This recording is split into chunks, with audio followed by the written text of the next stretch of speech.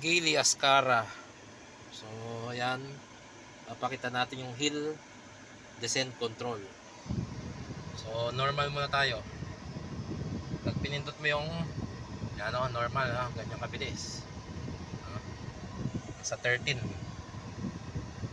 Kapag pinindot mo yung hill descent control, inon mo yan. Okay? Tapos tinapakan may preno, tapakan mo konti preno. So magko-control siya, number 5 lang,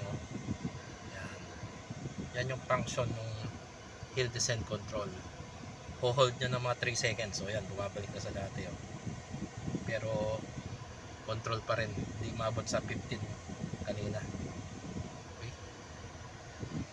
Tapos kapag in-off mo,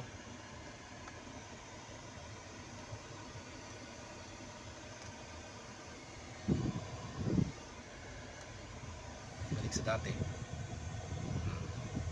Yan ang hill descent control ng Geely.